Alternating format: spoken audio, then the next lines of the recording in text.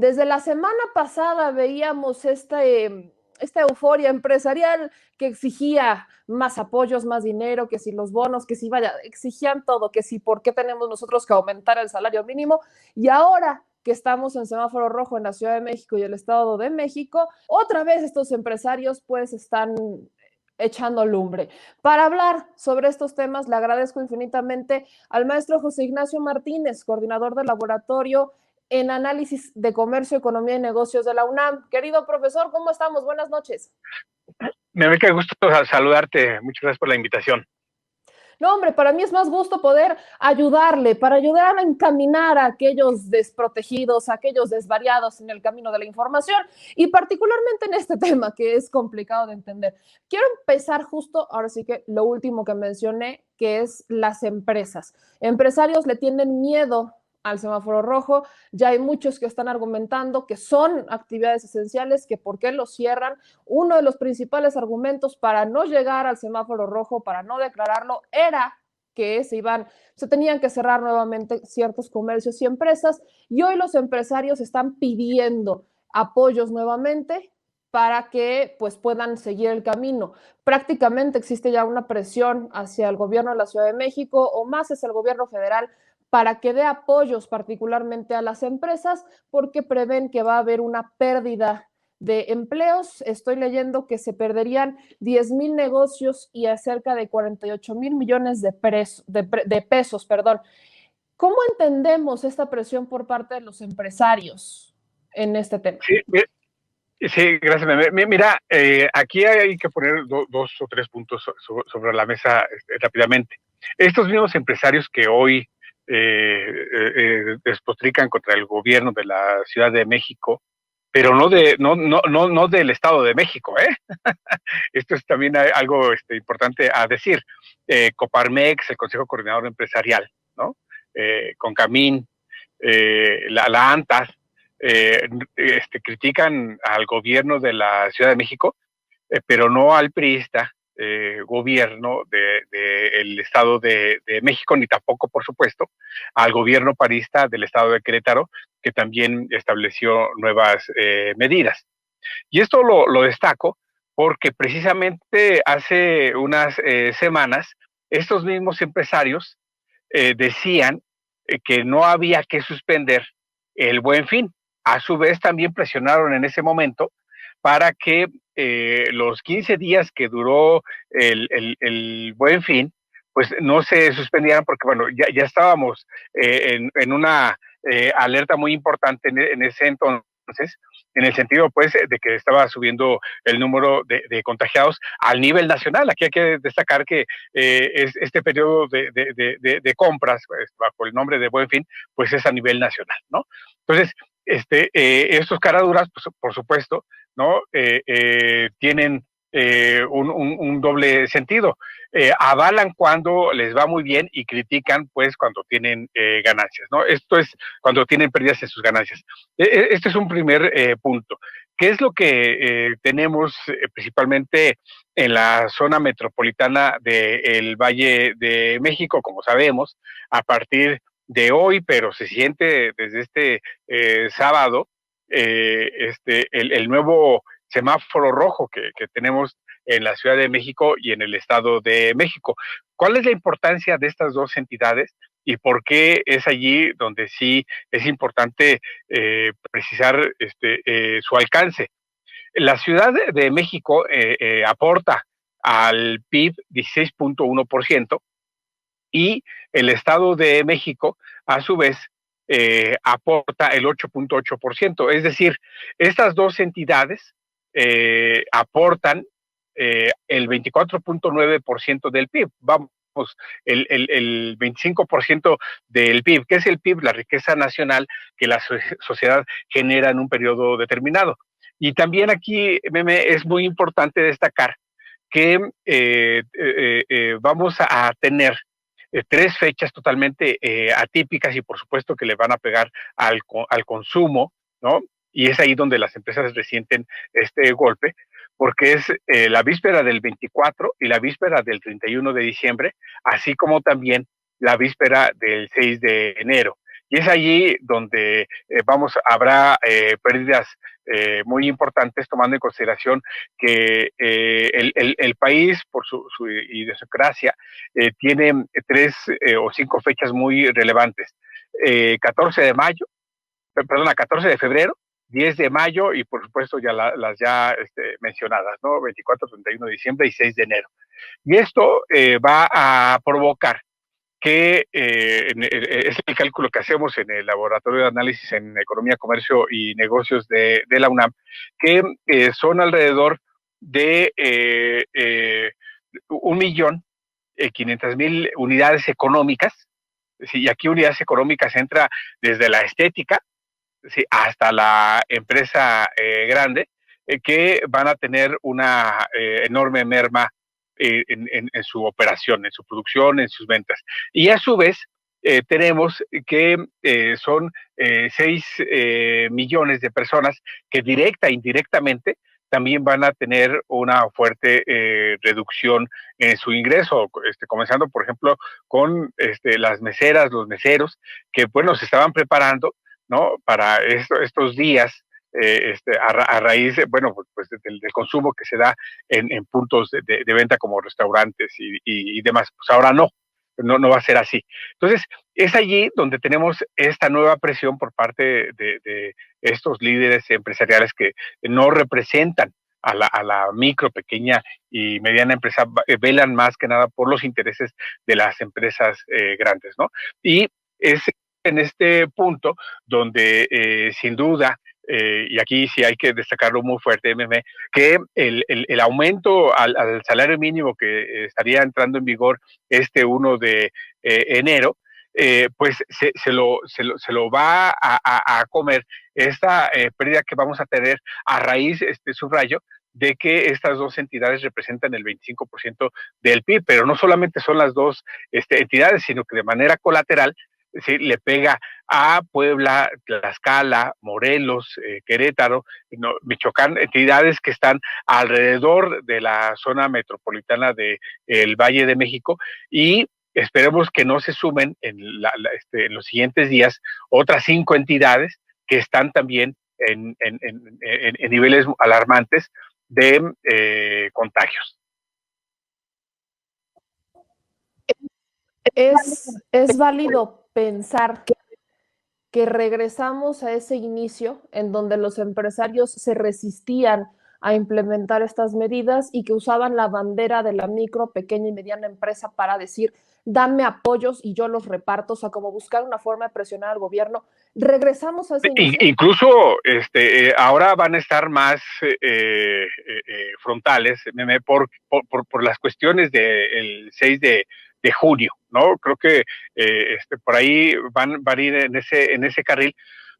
Algo también que es importante señalar es que son las empresas grandes las primeras en despedir personas, ¿sí? Y vamos a tener un cierre de 2020 con enormes pérdidas en empleos, y vamos también un inicio de 2021 que creíamos que ya se había terminado la caída del PIB, y al parecer esto va a profundizar.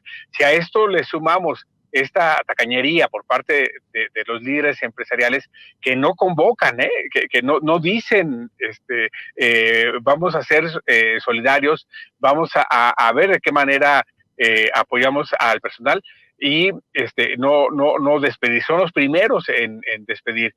Aquí es importante destacar lo que tuvimos en abril, mayo, menor medida en junio, donde en estos 3 meses, parte todavía de julio, hubo 1.117.000 personas despedidas, donde el 80% fueron de empresas grandes. Sí, esto no lo dice la Coparmex, no lo dice el Consejo Coordinador Empresarial, ¿no? Entonces, ¿quién está soportando toda esta presión? Principalmente la pequeña y mediana empresa, que es allí donde está nuevamente el enorme riesgo, tomando en consideración que son estas empresas, las que esperaban este final de año, esta fuerte temporada decembrina, y que pues ahora no van a tener esta producción, estas ventas, y esperemos ver cómo viene el cierre del año. Yo espero que la jefa de la Ciudad de México impulse medidas muy importantes. ¿Qué es lo que se tiene que hacer de manera indirecta para apuntalar a las empresas? Sabemos que la inseguridad está muy fuerte.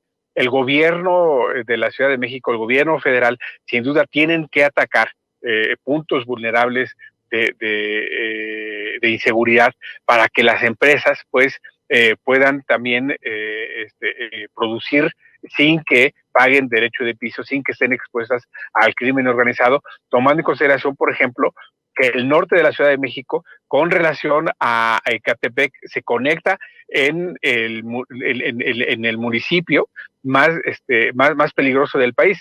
El otro es Celaya y el otro es Coatzacoalcos, ¿no? Entonces, yo creo que allí el gobierno tiene que apuntalar para que se fortalezca la producción, para que se creen empleos, y esto no tener una enorme pérdida en torno a la inseguridad.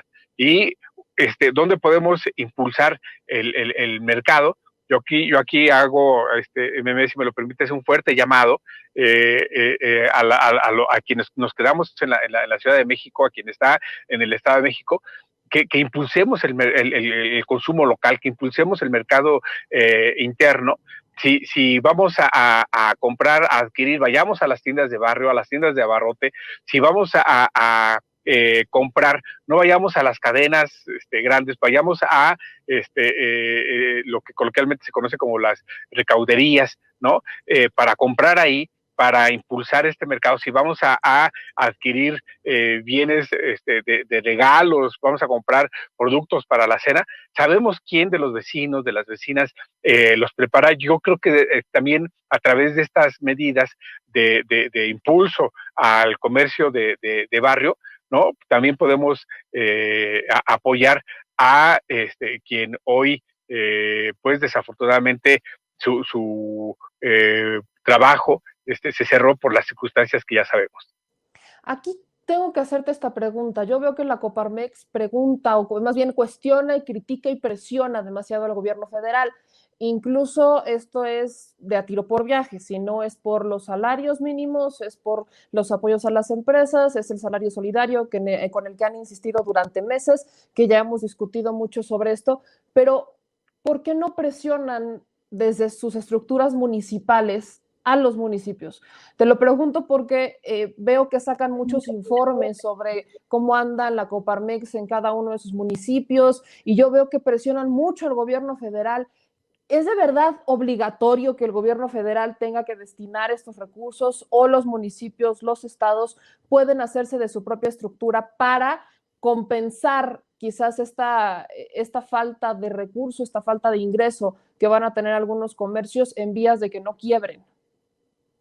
Sí, mira, aquí se dice que México es el único país que no ha otorgado apoyos, pero no dice la Coparmex que México es el primer país que tiene una tasa de interés bancaria muy alta, es de 39.9%. Es decir, si se pide un crédito, sí, estás por la tasa de interés interbancaria, estás pagando 40-45% arriba de ese crédito, si pagas de manera puntual, ¿no? Esto no lo dice Coparmex. El propio Banco de México precisa, bajo el programa que se ofreció, los bancos no lo han empleado precisamente porque no quieren reducir su tasa de interés bancaria, ¿no? Esto no lo dice Coparmex, ni tampoco lo dice Coparmex que los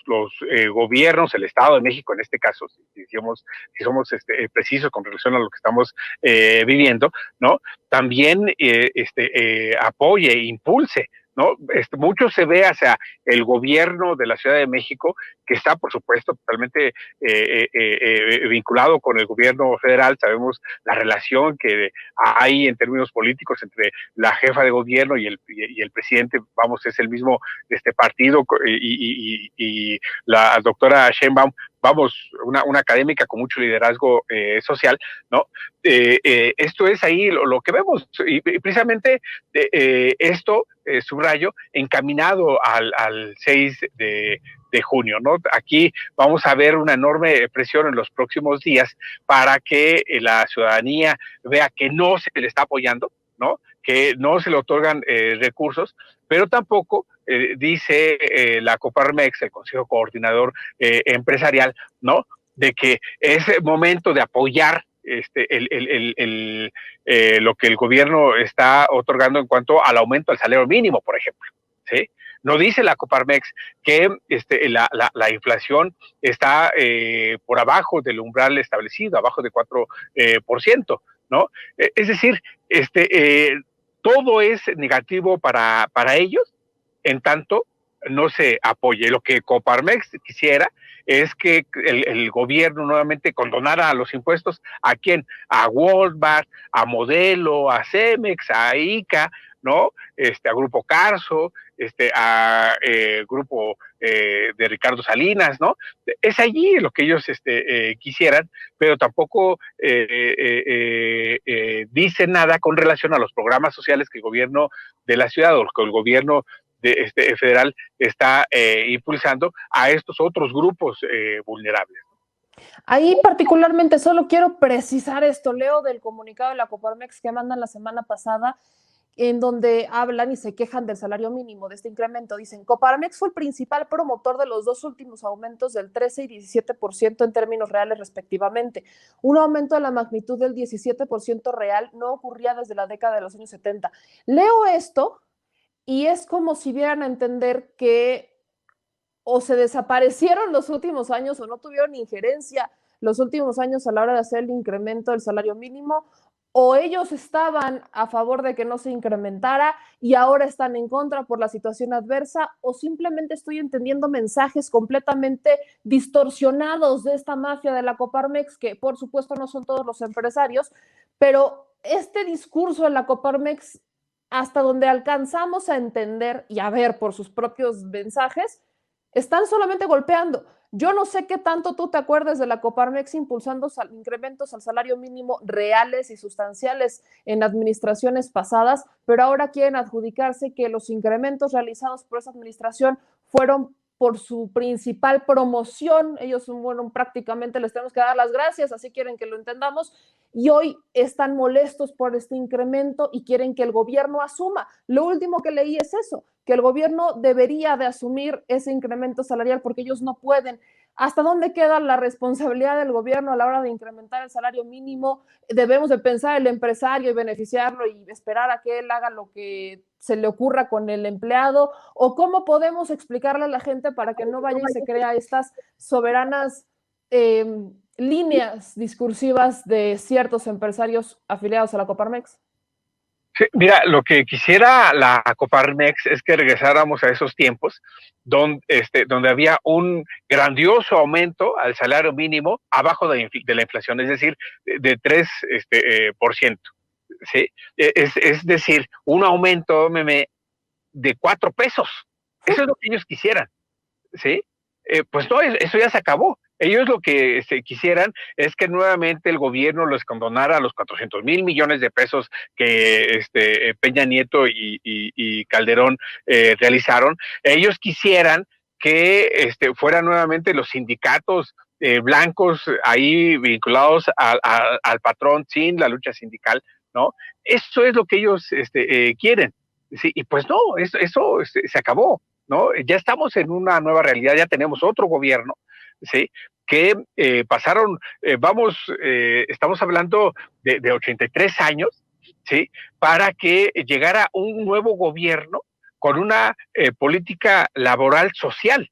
Nunca antes habíamos tenido un cambio a las AFORE, donde se reduce las semanas laborables para el retiro, no se había incorporado, esto no lo dice la Coparmex, a las trabajadoras, a los trabajadores del hogar, a la Comisión Nacional de Salarios Mínimos. No se habían incorporado los trabajadores agrícolas a estos tabuladores. No se habían establecido derechos laborales, por supuesto, a los trabajadores, a las trabajadoras, y que se agarren, porque viene fuerte la cuestión de la eliminación de la subcontratación. Todo esto es lo que ellos quisieran que no se hiciera. Pues esto va muy fuerte, y precisamente ¿sí? Tenemos ahora un gobierno que mucho vela por estas cuestiones laborales, y es allí donde está precisamente ese encono. Sumando a ello, ¿sí?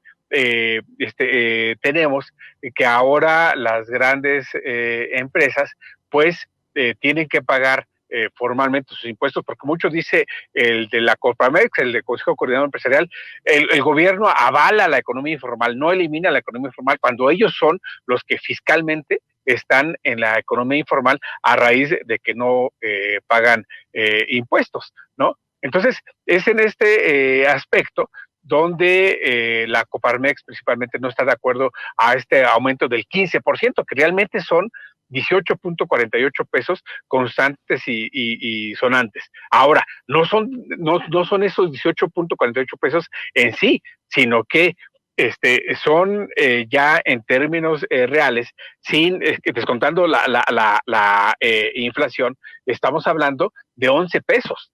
Realmente es ese el aumento. Ahora también otra cuestión a destacar es que las grandes empresas, ¿sí? Pagan ligeramente arriba del mínimo para precisamente salirse de estos tabuladores. ¿Sí? Si bien son 20 millones 51 mil trabajadores que están en el seguro social, que hacia ellos va esta cuestión del salario mínimo, realmente son 2.373.000 trabajadores que van a tener este ingreso, y que principalmente es las fuentes de trabajo que van a pagar esto son principalmente empresas micro y pequeñas. ¿Sí? Las otras empresas medianas, principalmente grandes, como tienen una figura que se llama tesorería, pueden absorber ese impacto. Y algo muy importante, aquí tenemos que ver la cuestión del Código Fiscal de la Federación en cuanto a la deducibilidad. En tanto a la micro y pequeña empresa no entran en cuestiones de deducibilidad, la empresa grande sí. ¿Sí? Entonces, ahí también tienen este beneficio que, por supuesto, ellos no lo dicen. No, pues cómo lo van a decir si aquí todo se trata de buscar para el privilegio y no buscar para los demás, y usan la bandera del pequeño y del micro para decir, ay, es que pobrecitos ellos. Mi querido José Ignacio, te agradezco muchísimo que nos ayudes con estos análisis para que la gente los entienda. Entonces, ahí le vamos dando luz a este camino de incertidumbre. Muchas gracias por la invitación, Meme. Un abrazo, mi querido José Ignacio, el maestro José Ignacio Martínez, coordinador del Laboratorio en Análisis de Comercio, Economía y Negocios de la UNAM. Estamos en contacto. Gracias, muy amable.